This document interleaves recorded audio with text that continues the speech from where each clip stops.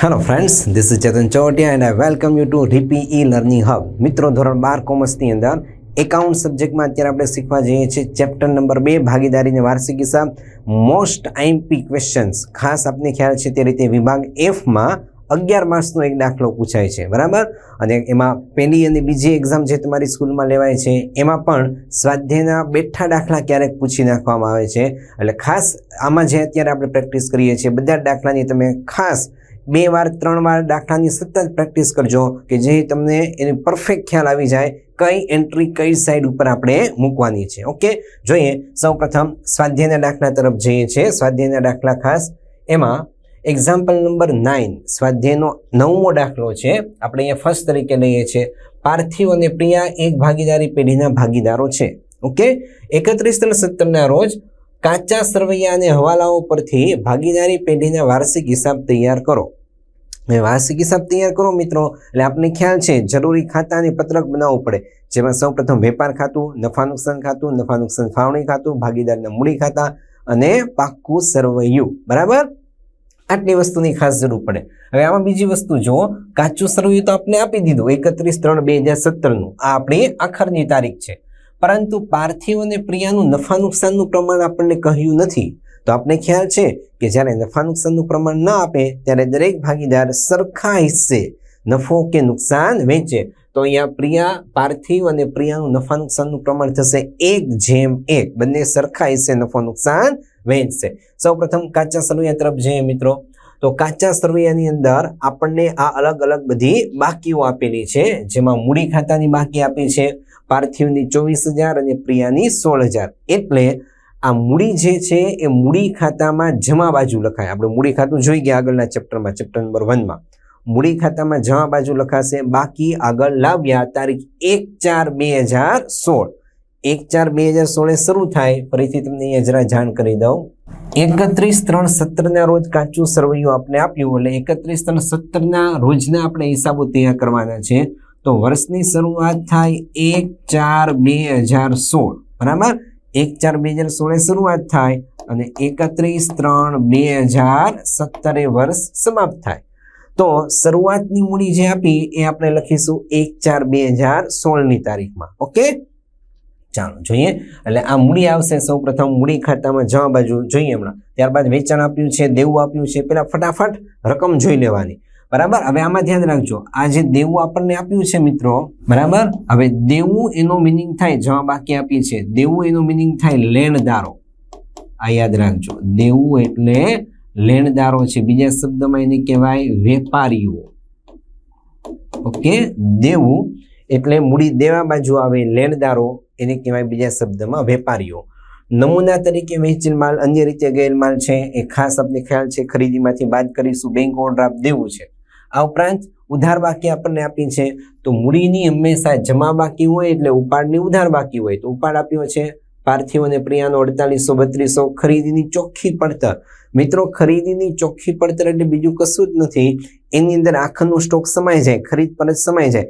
ખરેખર ખરીદીની ચોખ્ખી પડતર એટલે અહીંયા તમને હું લખીને આપું એટલે ખ્યાલ આવે. ખરીદીની ચોખ્ખી પડતર બરાબર શું થાય? તો આપણે એમ કહી શકીએ કે સૌ પ્રથમ એમાં આવશે શરૂનો સ્ટોક, શરૂનો સ્ટોક પ્લસ ખરીદી, બરાબર?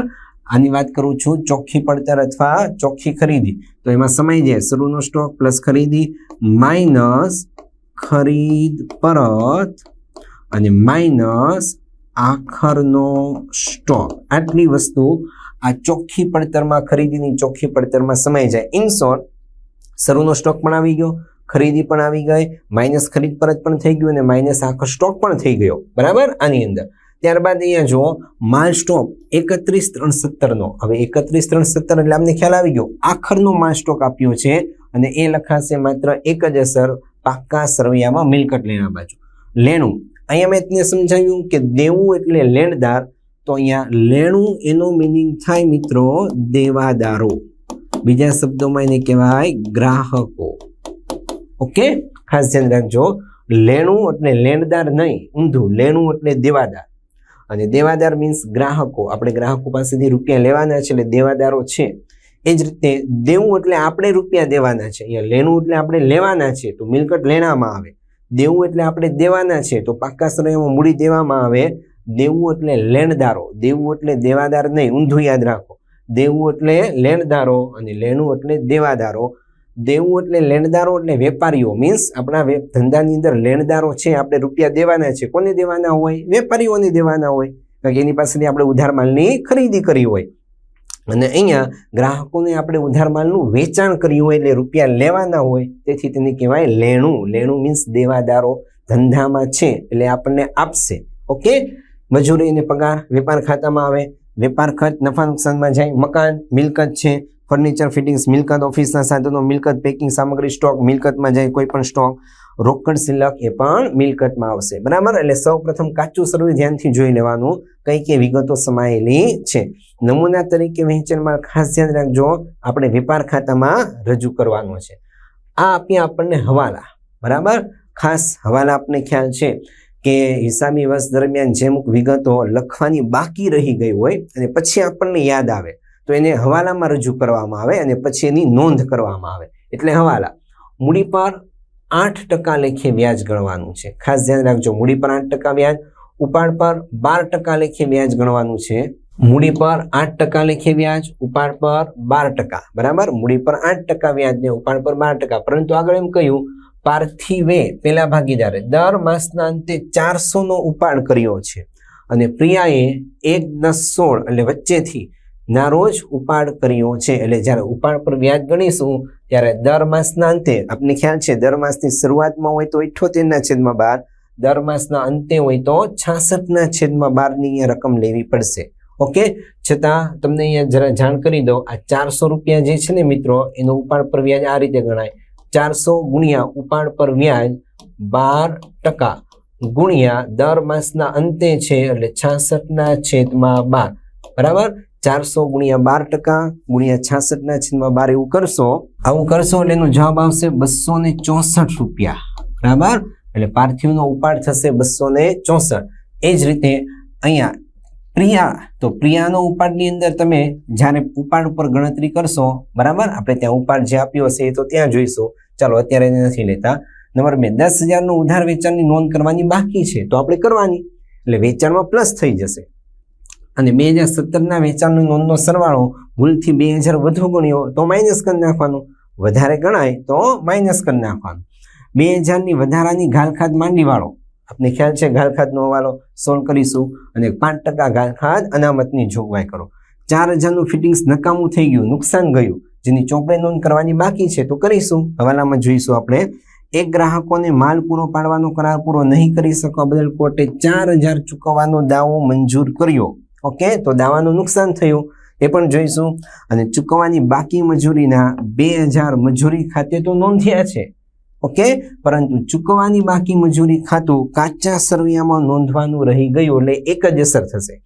આમ જનરલી હવાલાની 2 અસર થાય, પણ અહીંયા નોંધ થઈ ગઈ છે એમ કહ્યું, માત્ર કાચા સરવૈયામાં બાકી છે એટલે કાચા સરવૈયાની દરેકની એક અસર થાય, સિવાય કે ગુપ્ત હવાલો હોય. ઓકે, ચાલો આ થઈ આપણી રકમ. હવે આપણે સૌ પ્રથમ જે મૂડી છે રકમની અંદર, મૂડી, તો મૂડીને આપણે સૌ પ્રથમ લખીશું મૂડી ખાતામાં. મૂડી ખાતામાં ક્યાં લખીશું? જમા બાજુ. આપને ખ્યાલ છે મૂડી ખાતાની જમા બાજુ સૌ પ્રથમ શરૂઆતની મૂડી, પછી વધારાની મૂડી, મૂડી પર વ્યાજ, પગાર, બોનસ, કમિશન, મહેનતાણું ભાગીદારોનું. એટલે મૂડી ખાતાની જમા બાજુ આપણે લખીશું 1/4/2016 પાર્થિવ અને પ્રિયા 24,000 અને 16,000. ઓકે, ચાલો હું તમને લઈ જાઉં છું મૂડી ખાતામાં 24,000 ને 16,000.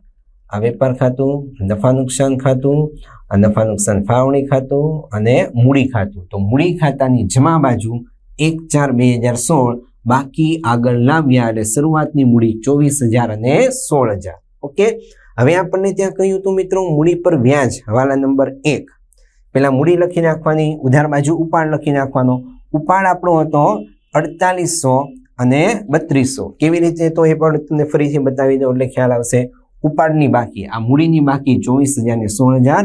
હવે ઉપાડની બાકી જોઈએ 4800 ને 3200 કેવી રીતે આપેલી છે તે. ઓકે, ચાલો ફર્સ્ટ પાછું તમને લઈ જાઉં છું. આ મૂડી 24,000 16,000, ઉપાડ પાર્થિવ અને પ્રિયા 4800 ને 3200, એટલે ઉપાડ મૂડી ખાતાની ઉધાર બાજુ લખ્યું.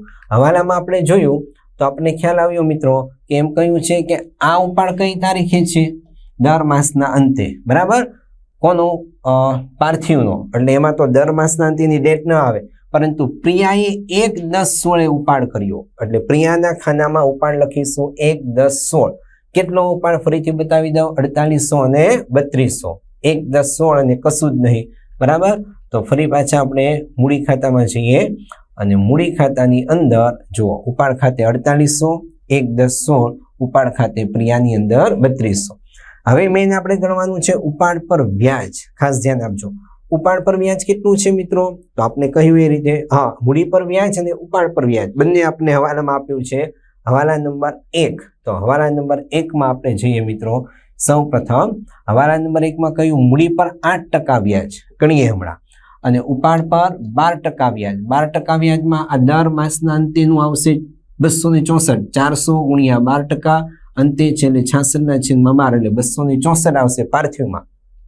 પણ આનું 1/10/2016 થી ઉપાડ પર વ્યાજ, તો જો 1/10/2016, 10મો મહિનો આખો, 10મા મહિનામાં પહેલી તારીખે ઉપાડ કર્યો, બરાબર.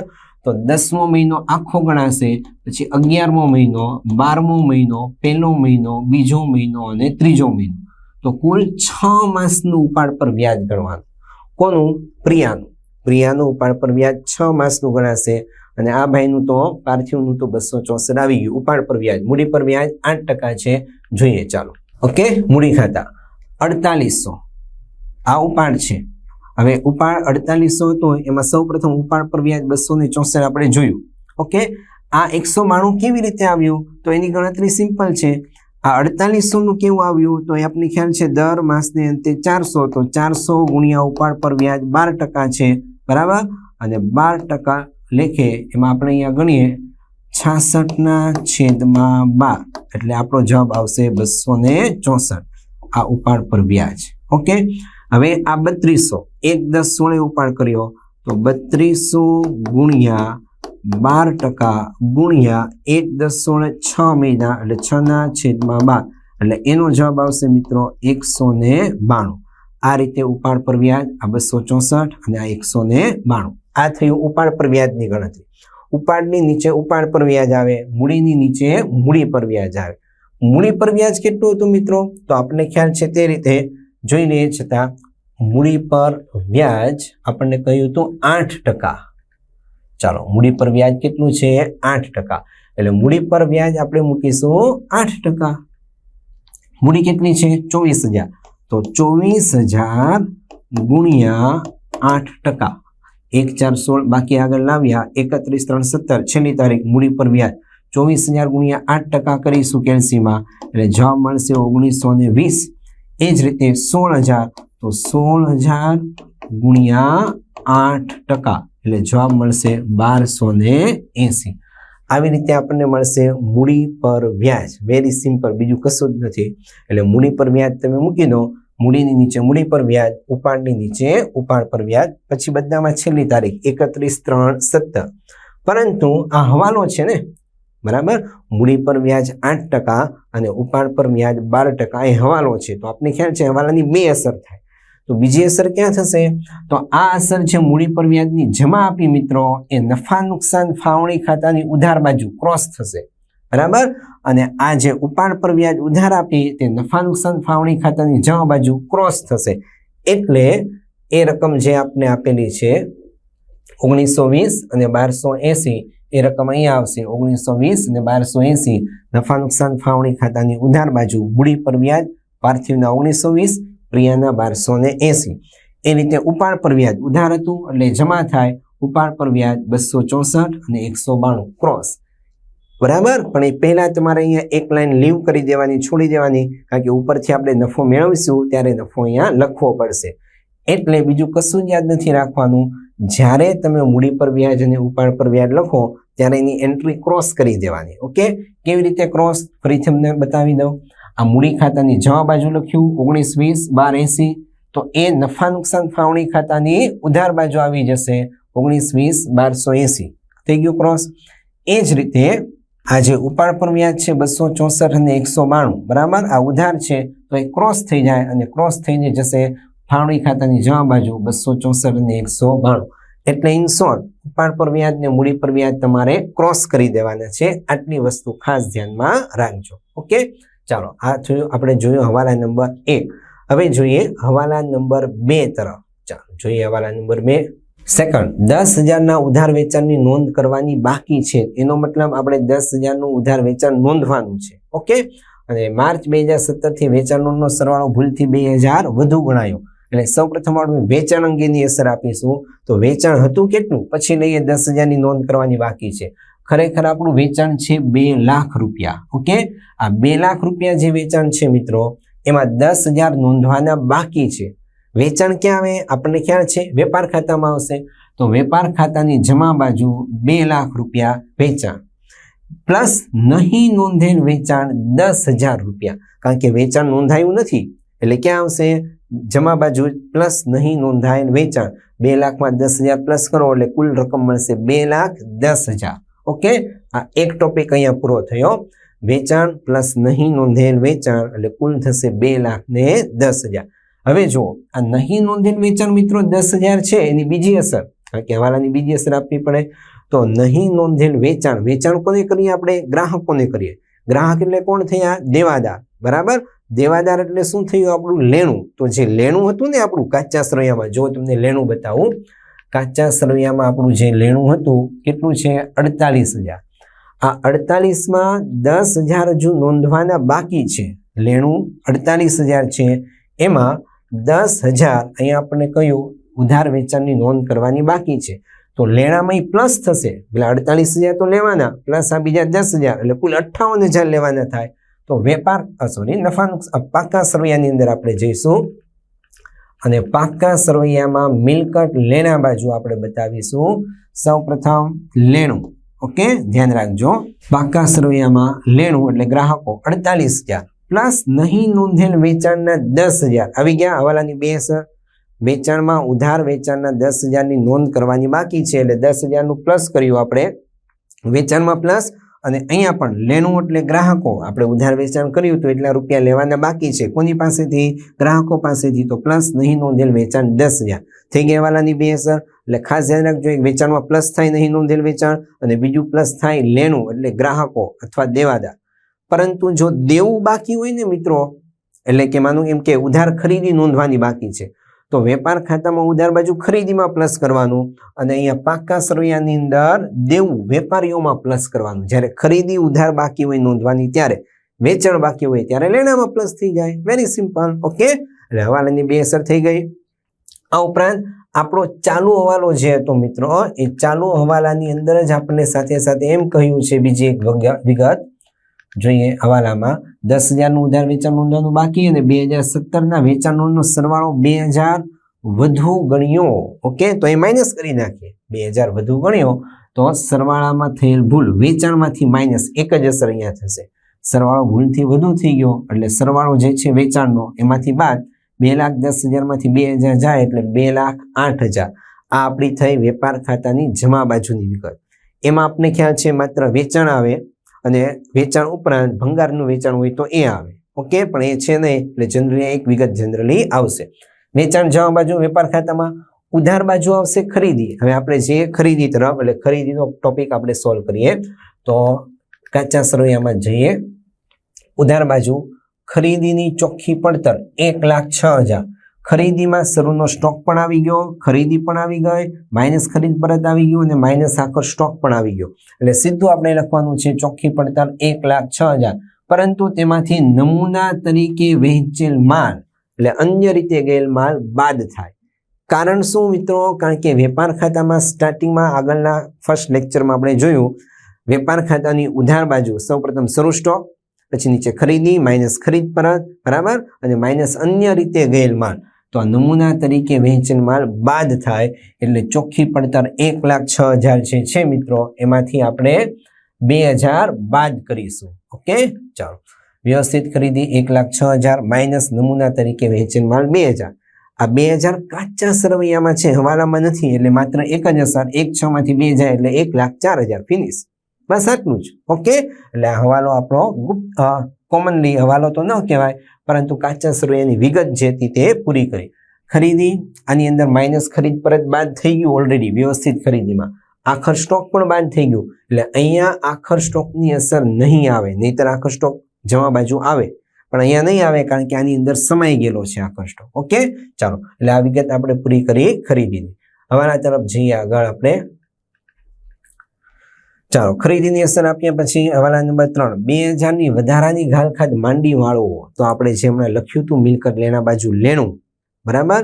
લેણું એટલે આપણે ગ્રાહકોને માલ ઉધાર વેચ્યો હોય એમાંથી આપણે જે રૂપિયા લેવાના છે એટલે દેવાદારો છે એમાંથી ગ્રાહકોએ 2000 આપણને આપવાની ના પાડી દીધી તો આપણને નુકસાન થયું. એટલે ઘાલખાદ કહેવાય એ ત્યાં લેણામાંથી બાદ થશે. પછી ઘાલખાદ અનામત રાખી રિઝર્વ 5%, એટલે 2000 ઘાલખાદ અને 5% ઘાલખાદ અનામતની અસર પાક્કા સરવૈયામાં આપણે આપીશું મિલકત લેણા બાજુ. ઓકે, ચાલો, તો આપણે જઈએ પાક્કા સરવૈયામાં મિલકત લેણામાં. લેણું 48000 લખ્યું પ્લસ નહીં નોંધેલ વેચાણ 10000 લખ્યું એટલે કુલ સરવાળો થાય 58000. એમાંથી 2000 તો ઘાલખાદ પડી, આપણને આપવાની ના પાડી દીધી, બરાબર. તો 58 માંથી 2000 એટલે 56000. આ 56000 જે છે એને કહેવાય ચોખ્ખું લેણું, બરાબર. ઘાલખાદ બાદ કર્યા પછીનું 56000. હવે આ 56000 જે રૂપિયા લેવાના છે એમાંથી એમ કહ્યું આપણને 5% ઘાલખાદ અનામત રાખો. કેટલા ટકા? 5%. હવાલામાં કહ્યું 5% ઘાલખાદ અનામત. તો 56000 ના 10% કરો એટલે 5600 થાય, ને અડધા કરો તો 5600 ને અડધા 2800. સીધી ગણતરી કેલ્સીમાં કરવાની. 56000 ગુણ્યા 5 અને ટકાની નિશાની પ્રેસ કરશો એટલે 2800 મળશે. 56000 ગુણ્યા 5 અને ટકાની નિશાની એટલે 2800 મળશે. ઘાલખાદ અનામત 2800 બાદ કરવાના. 56000 માંથી 2800 જાય એટલે 53200. આ ઘાલખાદનો હવાલો અહીંયા આપણે લખીએ છીએ. અને ખાસ કરીને લેણું દેવાદાર. પેલા લેણું ગ્રાહકો 48000 પ્લસ નહીં નોંધેલ વેચાણ માઇનસ ઘાલખાદ અનામત. ઘાલખાદ હવાલાની 2000, ઘાલખાદ અનામત 2800. આ બંને અસર આપણે લખીશું નફા નુકસાન ખાતાની ઉધાર બાજુ, કારણ કે ઘાલખાદનો હવાલો ત્યાં સોલ્વ થાય. ઓકે, તો નફા નુકસાન ખાતામાં જઈએ. ચાલો, નફા નુકસાન ખાતું એમાં ઘાલખાદ સૌ પ્રથમ કાચા સરવૈયાની, પણ કાચા સરવૈયામાં આપણે ઘાલખાદ આપેલી નથી. ઓકે, પ્લસ ઘાલખાદ હવાલાની, એટલે ઘાલખાદ હવાલાની 2000 આપેલી છે. ખરેખર આપણું આખું સ્ટ્રક્ચર છે અહીંયા. સૌ પ્રથમ ઘાલખાદ કાચા સરવૈયાની. ચાલો અહીંયા બતાવું તમને હું જરા. નફા નુકસાનની ઉધાર બાજુ ખાસ ધ્યાન રાખજો. નફા નુકસાનની ઉધાર બાજુ સૌ પ્રથમ આવે ઘાલખાદ. સૌ પ્રથમ નફા નુકસાન ખાતાની ઉધાર બાજુ આવશે મિત્રો ઘાલખાદ કાચા સરવૈયાની, બરાબર. આ સ્ટ્રક્ચર તમને પાછું આપું છું. પ્લસ ઘાલખાદ હવાલાની, પ્લસ ઘાલખાદ અનામત હવાલાની, અને માઇનસ જે રકમ આવે અહીંયા, જે રકમ આવે એમાંથી માઇનસ ઘાલખાદ અનામત કાચા સરવૈયાની, બરાબર. બારની સાઈડ આ રીતનું આપણું સ્ટ્રક્ચર આખું આવે. ઘાલખાદ કાચા સરવૈયાની નથી આપી, એટલે કે સવાલમાં નથી આપી, પ્લસ ઘાલખાદ હવાલાની આપી 2000, ઘાલખાદ અનામત મળી આપણને 2800. એટલે આ બે રકમ લખવાની. 2000 અહીંયા નથી આપી દે ડેશ, 2800 ઘાલખાદ અનામત હમણાં આપણે જોઈએ, બરાબર. એટલે 2000 ને 2800 કુલ થાય 4800. એટલે આ જવાબ આવશે મિત્રો આપણો 4800 નફા નુકસાન ખાતાની અંદર. ચાલો, આવી ગયો. ઘાલખાદ હવાલાની 2000, ઘાલખાદ અનામત 2800, બરાબર. ઘાલખાદ અને ઘાલખાદ અનામત કુલ 4800. ઓકે, આવી રીતે આપણે આ ઘાલખાદનો હવાલો સોલ્વ કરવાનો છે. આ ક્યાંથી રકમ આવી? પાક્કા સરવૈયામાંથી. લઈ જાઓ ફરી પાછા હું તમને પાક્કા સરવૈયામાં. ચાલો, પાક્કા સરવૈયામાં ઘાલખાદ 2000 માઇનસ ઘાલખાદ અનામત 2800. 2000 અને 2800 આ બંને નફા નુકસાન ખાતાની ઉધાર બાજુ મૂકવાનું છે, બરાબર. એટલે નફા નુકસાન ખાતાની ઉધાર બાજુ થઈ ગયું. આનું સ્ટ્રક્ચર આખું આ રીતનું આવે. જે રકમ આપી હોય તે લખવાની, ન આપી હોય તે નહીં લખવાની.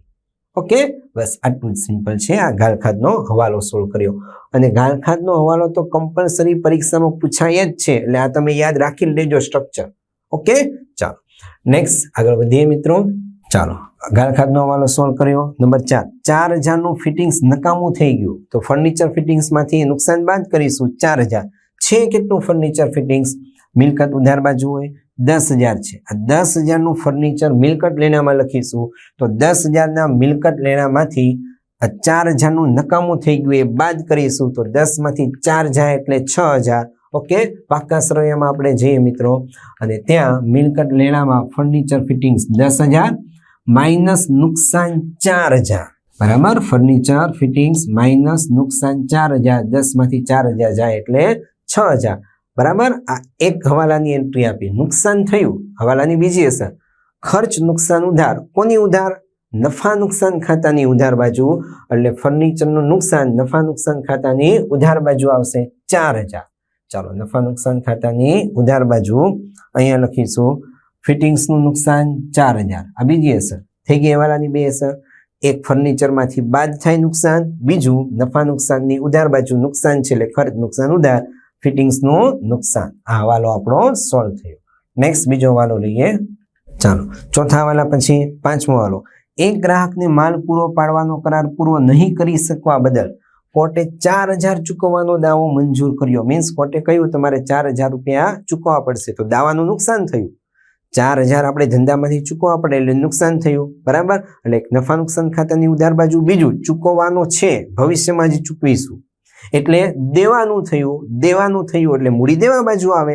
એટલે બે અસર, એક નફા નુકસાનની ઉધાર બાજુ ચૂકવાના થયા એટલે નુકસાન તરીકે, અને બીજું ચૂકવવાનું છે ભવિષ્યમાં હજુ ચૂકવ્યું નથી એટલે મૂડી દેવા બાજુ. અને ત્યાં લખીશું દાવાનું નુકસાન બરાબર, નફા નુકસાન ખાતાની ઉધાર બાજુ. ચાલો જો અહીંયા હશે ગ્રાહકને ચૂકવાના કરાર ભંગનું નુકસાન 4,000 બરાબર. ગ્રાહકને ચૂકવવાના કરાર ભંગનું નુકસાન 4,000. આ એક અસર. બીજી અસર, ચૂકવાનું જો બાકી છે એટલે આપણે જઈશું પાક્કા સરવૈયામાં. પાક્કા સરવૈયાની અંદર મૂડી દેવા બાજુ કરાર ભંગના દાવા 4,000 રૂપિયાના બરાબર. કરાર ભંગ થયો એટલે દાવો ચૂકવવાનો થયો, દેવું થયું એટલે 4,000. દાવો દેવા બાજુ ચૂકવવાનો. ઓકે, ચાલો આ હવાલો પણ સોલ્વ થઈ ગયો. એક નફા નુકસાનની ઉધાર બાજુ, એક પાક્કા સરવૈયામાં મૂડી દેવા બાજુ. હવાલા નંબર 6 લાસ્ટ. ચૂકવવાની બાકી મજૂરીના 2,000 મજૂરી ખાતે નોંધ્યા છે. એટલે ચૂકવાની બાકી મજૂરી જે છે મિત્રો એ મજૂરીમાં નોંધાઈ ગયા છે, પરંતુ ચૂકવાની બાકી મજૂરી ખાતું કાચા સરવૈયામાં નોંધવાનું રહી ગયું બરાબર. 2,000 કાચા સરવૈયામાં નોંધવાનું રહી ગયું એટલે હું તમને એમ કહી શકું કે અહીંયા તમારે કાચા સરવૈયામાં ચૂકવાની બાકી મજૂરી નોંધવાની રહી ગઈ તો આપણે નોંધવી પડશે. આ મજૂરીમાં તો અસર થઈ ગઈ છે બરાબર, પરંતુ ચૂકવવાની બાકી મજૂરી અહીંયા નોંધવાનું રહી ગયું તો કાચા સરવૈયાની એક અસર થાય અહીંયાથી લઈએ એટલે. તો ચૂકવવાની બાકી મજૂરી એટલે દેવું થયું, દેવાના થયા. જોઈ લો, ચૂકવવાની બાકી મજૂરી એટલે દેવું થયું, દેવાના થયા કેટલા રૂપિયા? 2,000. તો પાક્કા સરવૈયામાં મૂડી દેવા બાજુ આપણે લખીશું ચૂકવવાની બાકી મજૂરી 2,000. એક જ અસર આવશે કારણ કે કાચા સરવૈયામાં જ માત્ર નોંધવાની બાકી છે એટલે કાચા સરવૈયાની એક અસર થાય. ઓકે, ચાલો અહીંયા ફિનિશ થયું. પરંતુ હવે આપણને જે કાચા સરવૈયામાં મિત્રો આપેલી છે કાચા સરવૈયા હવાલા તો ચાલો પૂરા થઈ ગયા બધા. ઓકે, હવે કાચા સરવૈયાની વિગત જે બાકી છે તે એમાં મજૂરી અને પગાર બાકી છે, ધ્યાન રાખજો બરાબર. 1 by 1 પહેલેથી લઈએ. ચાલો, ઉપાડ પાર્થિવ અને પ્રિયાનો આવી ગયો. ખરીદીની ચોખ્ખી પડતર એ પણ વેપાર ખાતામાં લખાઈ ગઈ. માલનો સ્ટોક આખરનો છે 28,000 કાચા સરવૈયામાં છે એટલે એક જ અસર. તો માલનો સ્ટોક એ પાક્કા સરવૈયામાં મિલકત લેણા બાજુ 28,000 એક જ અસર આપી આપણે. પાક્કા સરવૈયામાં આખરનો સ્ટોક 28,000 બરાબર. આટલી વિગત, આખરનો સ્ટોક 28,000 એક જ અસર કાચા સરવૈયાની છે એટલે. આગળ કાચા સરવૈયામાં બીજી વિગત લઈએ. આખરના સ્ટોક પછી લેણું, આની અસર અપાઈ ગઈ. ઓકે, નેક્સ્ટ મજૂરી અને પગાર. તો મજૂરી અને પગાર, મજૂરી પહેલા આવ્યું એટલે વેપાર ખાતામાં બરાબર. તો વેપાર ખાતામાં મજૂરી અને પગાર 10,000 રૂપિયા. તો અહીંયા લખીશું આપણે વેપાર ખાતામાં મજૂરી અને પગાર 10,000 રૂપિયા. એક જ અસર કાચા સરવૈયાની એક જ અસર થશે. નેક્સ્ટ આગળની બીજી રકમ જોઈએ. મજૂરી પગાર બાદ વેપાર ખર્ચ. વેપાર ખર્ચ એ વેપારને લગતો ખર્ચ કહેવાય એટલે ધંધાનો ખર્ચ, અને આપણે મૂકીશું નફા નુકસાનની ઉધાર બાજુ. ખાસ ધ્યાન રાખજો, વેપાર ખર્ચ એટલે વેપાર ખાતામાં ઉધાર નથી મૂકવાનો બરાબર. વેપાર ખર્ચ એ નફા નુકસાન ખાતાની ઉધાર બાજુ આવશે. કેટલો? 16,000. તો આપણે લખીશું વેપાર ખર્ચ નફા નુકસાન ખાતાની ઉધાર બાજુ 16,000. ચાલો, આવી ગયો.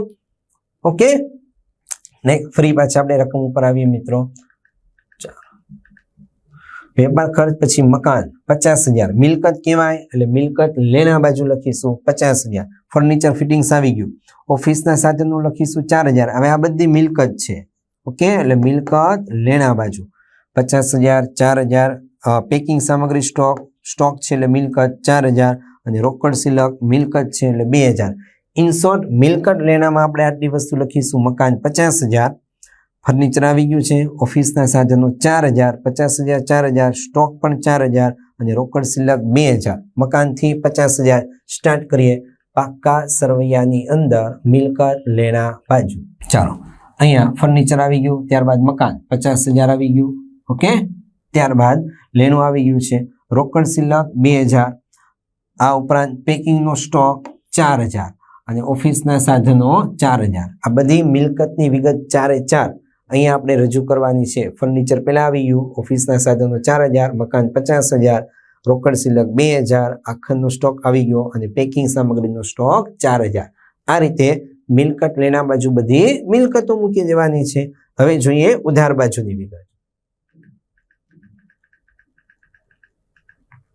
ચાલો બરાબર આ ઉધાર બાજુની પૂરી હવે જમા બાજુ એમાં મૂડી આવી ગઈ વેચાણ પણ આવી ગયું દેવું પણ આવી ગયું સોરી દેવું બાકી છે દેવું એટલે મૂડી દેવા બાજુ વિગત આવશે દેવું એટલે મૂડી દેવા તો મૂડી દેવામાં લેણદારો લખીશું 30,000 ઓકે અને સાથે સાથે આપણે લઈ લઈએ બેંક ઓવરડ્રાફ્ટ એ પણ દેવું કહેવાય 14,000 અને નમૂના તરીકે વેચેલ માલ તો આપણે લઈ લીધો ક્યાં લખ્યો નમૂના તરીકે વેચેલ માલ મિત્રો આપણે વેપાર ખાતાની ઉધાર બાજુ ફરીથી બતાવી દઉં વેપાર ખાતાની ઉધાર બાજુ નમૂના તરીકે વેચેલ માલ 2,000 ખરીદીમાંથી બાદ નમૂના તરીકે વેચેલ માલ ખરીદીમાંથી બાદ કર્યો ઓકે અને હવે જે રજૂ કરવાનું છે તે એક દેવું એટલે મૂડી દેવા બાજુ 30,000 અને બેંક ઓવરડ્રાફ્ટ 14,000 આ બંને 30,000 અને 14,000 ચાલો પાક્કા સરવૈયામાં દેવું 30,000 વેપારીઓ કહેવાય બેંક ઓવરડ્રાફ્ટ 14,000 બરાબર આટલી વિગત કરાર ભંગનો દાવો પહેલા લખાઈ ગયો ચૂકવાની બાકી મજૂરી 2,000 એ પણ લખાઈ ગઈ ઇન શોર્ટ બધી જ વિગતો કમ્પ્લીટ થઈ ગઈ હવાલાની પણ અને કાચા સરવૈયાની હવે કરવાના છે માત્ર અને માત્ર ટોટલ સરવાળા જોઈએ ટોટલની તરફ ચાલો આ વેપાર ખાતું બરાબર તો વેપાર ખાતામાં તમારે કેલ્સી મારવી પડે ઉધાર બાજુ અને જમા બાજુ બંનેનો સરવાળો કરવાનો ઉધાર બાજુનો કરશો તો 1,04,000 અને 10,000 તો 1,04,000 ને 10,000 એટલે 1,14,000 થશે ઓકે જમા બાજુ 2,08,000 મોટી રકમ છે 2 માંથી 2 10 પ્લસ કરી ગયા અને આ બાદ કર્યો 2,000 એટલે 2,08,000 તો જમા બાજુ 2,08,000 વધારે રકમ છે તો 2,08,000 આપણે અહીંયા બતાવીશું મોટી રકમ આ 2,08,000 ઉધાર બાજુ લઈ જશું 2,08,000 માંથી આ બંને બાદ કરવાની છે 1,04,000 અને 10,000 એટલે 1,14,000 બાદ કરશો 2,08,000 માંથી 1,14,000 બાદ કરશો એટલે આપણને પ્રશ્ન ચિહ્નમાં રકમ મળી 94,000 જમા બાજુનો સરવાળો વધારે છે મિત્રોનો મતલબ એવો થયો કે આપણી પાસે આવક વધારે છે ને આવક વધારે છે એટલે નફો થયો એટલે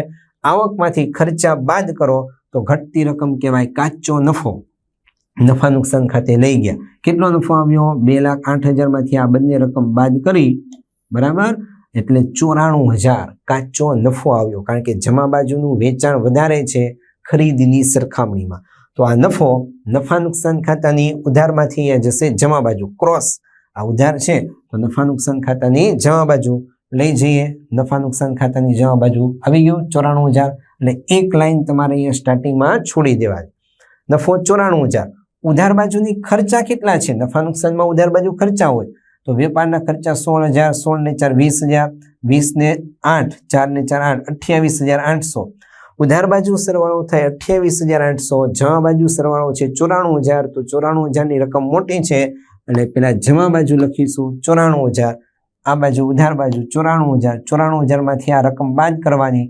94,000 માઇનસ 16,000 4,000 4800 4,000 એટલે ઘટતી રકમ પ્રશ્નાર્થ ચિહ્નમાં મૂકીશું 65,200 બરાબર 94,000 માંથી આ રકમ બાદ કરતા 16 ને 4 20 20 ને 4 24 24 ને 4 28,800 બાદ કરશો એટલે કેલ્સીમાં મળશે 65,200 એટલે આ નફો જે મળ્યો તેને કહેવાય ચોખ્ખો નફો પેલા કાચો નફો મળે વેપાર ખાતાનો પછી ચોખ્ખો નફો મળે નફા નુકસાન ખાતાનો આ લઈ જવાનો છે નફા નુકસાન ફાળવણી ખાતાની જમા બાજુ ઉધાર છે એટલે જમા ક્રોસ થાય 65,200 લઈ જઈએ ફાળવણી ખાતામાં 65,200 નફા નુકસાન ફાળવણી ખાતે ઓકે આ ફાળવણી ખાતાની અંદર હવે આપણે જે રકમ લખી હતી તે જોવાની. ઉપાડ પર વ્યાજ હતું 456, અહીંયા મૂડી પર વ્યાજ હતું કુલ ટોટલ 3200. તો આપણને ખ્યાલ આવે 65,400, 65,200 અને 400 આ બાજુ રકમ વધારે છે 3200 ની સરખામણીમાં. તો ટોટલ 65,400 ને 200 600 એટલે 65,656 એ રકમ મોટી જે છે લખી નાખવાની અહીંયા જમા બાજુ. ઉધાર બાજુ, ઉધારમાંથી આ 3200 બાદ કરવાના એટલે ઘટતી રકમ પ્રશ્નાર્થ ચિહ્નમાં 62,456. આ જે મળ્યો એને કહેવાય નફા નુકસાન ફાળવણી ખાતે છે એટલે વહેંચણી પાત્ર નફો. કયા પ્રમાણમાં વેચવાનો છે? ભાગીદારો છે કઈ પ્રમાણ નથી આપ્યું, સરખાઈ છે. તો 62,456 ને 1/1 માં વેચવાનો. ઓકે, કેવી રીતે વેચશો? તો સિમ્પલ વસ્તુ 62,456 ગુણ્યા 1/1/2 આવું કેલ્સીમાં કરશો એટલે જવાબ મળશે તમને 31,228.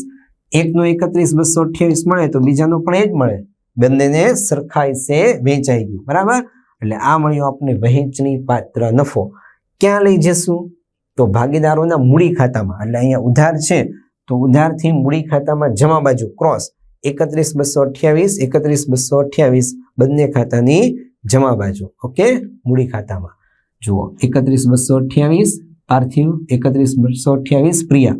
નફા નુકસાન ફાળવણી ખાતે ખાતો નફો, વહેંચણી પાત્ર નફો.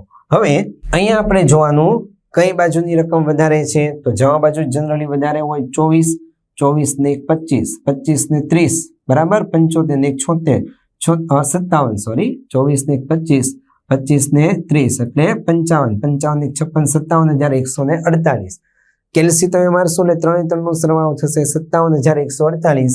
એમાંથી પાર્થિવના જમામાંથી પાર્થિવની ઉધાર રકમ 4800 બાદ કરવાની, ઉપાડ અને ઉપાડ પર વ્યાજ 264 બાદ કરશો તો 57,148 અહીંયા જે આવ્યું જમા બાજુ એ 57,148 માંથી આ બે રકમ બાદ કરશો એટલે મળશે પ્રશ્નાર્થ ચિહ્નમાં 52,048 રૂપિયા, 52,048. સેમ એ રીતે પ્રિયા જમા બાજુનો સરવાળો 16, બરાબર, ને 17 અને 31, 280, 228 પ્લસ કરશો અને સરવાળો મળશે 48,508. આ 48,508 માંથી 3200 બાદ કરવાના, 192 બાદ કરવાના, 2 બાદ કરશો એટલે જવાબ આપણને મળશે 45,116.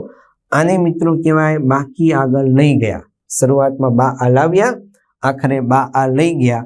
આ રકમ જે છે એ આખરની મૂડી કહેવાય અને આખરની મૂડી જે છે એ આપણે લઈ જવાની પાક્કા સરવૈયામાં મૂડી દેવા બાજુ 52 અને 45,116.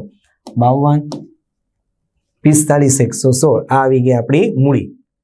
બંનેનો સરવાળો 97,200. ઓકે, આ થઈ ગયો 97. હવે બીજું કશું જ નથી કરવાનું, આ ફાઇનલ સ્ટેપ પૂરું. હવે આ બધાનો સરવાળો 97,230, 14, 4 અને 2 આ બધાનો સરવાળો કરશો એટલે તમને જવાબ મળશે 1,47,200. આ બાજુ બધાનો સરવાળો કરશો 6 ને 4 10, 10 ને 5 50, 60, 53,200, 2,028 ને 4,000 એટલે તમને સરવાળો મળશે 1,47,200. બંને બાજુના સરવાળા તમારા સરખા વ્યવસ્થિત આવી જાય સાચા, એનો મતલબ 11 માંથી 11 માર્ક્સ તમને મળી ગયા. ઓકે, એમને નહીં મળે, પ્રેક્ટિસ કરવી પડશે. કયા હવાલે કેવી અસર ક્યાં આપવાની છે, કઈ એન્ટ્રી ક્યાં આપવાની છે, કઈ વેપાર ખાતામાં, કઈ નફા નુકસાન ખાતામાં, કયા નફા નુકસાન ફાળવણી ખાતામાં, ભાગીદારના મૂડી ખાતામાં અને પાક્કા સરવાળામાં કઈ એન્ટ્રી ક્યાં આપશે, રાઈટ. અને જો રાઈટ આન્સર આવશે તો તમને 11 માંથી 11 માર્ક મળશે. બરાબર, એટલે આની ખાસ પ્રેક્ટિસ કરજો. 11 માર્ક ખૂબ મૂલ્યવાન છે આપણા માટે. ઓકે, આ જોયું આપણે ઉદાહરણ નંબર સ્વાધ્યાયનો એક્ઝામ્પલ નંબર 9. નેક્સ્ટ જોઈશું આપણે એક્ઝામ્પલ નંબર 10. બરાબર, જે મહત્વના દાખલા છે તમારા માટે, બોર્ડ માટે પણ અને પેલી બીજી પરીક્ષા માટે. Thank you very much for watching this video. Okay.